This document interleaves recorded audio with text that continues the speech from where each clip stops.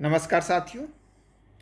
बिहार सरकार पंचायती राज विभाग ने चुनावी आचार संहिता के खत्म होने के 2-3 दिन बाद ही एक प्रेस नोट जारी करके वैसे युवाओं के लिए खुशखबरी दी है जो कि रोजगार का इंतजार कर रहे हैं।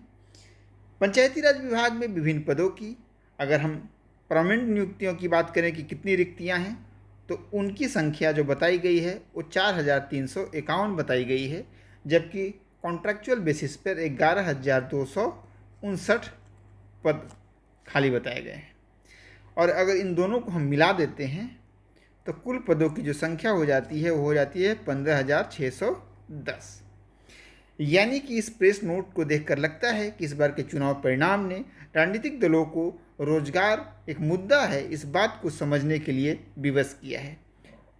अगर इस तरीके से अन्य विभाग भी पदों की जो संख्या उनके क्या रिक्त है उसे भरने के लिए अगर प्रेस नोट जारी करे और डिटेल नोटिफिकेशन आए तो शायद रोजगार के इंतजार कर रहे युवाओं को कुछ हद तक राहत मिल सकती है। बिहार में विधानसभा चुनाव भी होने वाले हैं, तो हम उम्मीद करते हैं कि इस बार बीपीएससी की जो 17th बीपीएससी है उसमें भी पदों की संख्या ठीक ठाक रहनी चाहिए और उसका भी नोटिफिकेशन इसी माह में आपको देखने को मिल सकता है।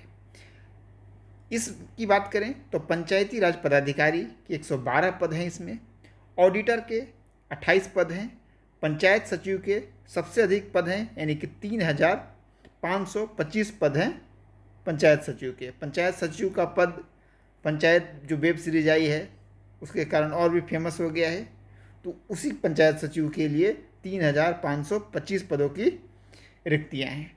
निम्न वर्गीय लिपिक 504, निम्न वर्गीय लिपिक मुख्यालय स्थापना 1, कार्यालय परिचारी 5, जिला परिषद कनीय अभियंता 104 और जिला परिषद में निम्न वर्गीय लिपिक यानी क्लर्क 72। इसके अलावा लेखापाल IT सहायक 7,070, तकनीकी सहायक 556, डेटा एंट्री ऑपरेटर 3, ग्राम कचहरी सचिव 1,400 और ग्राम कचहरी न्याय मित्र 2,230 पद।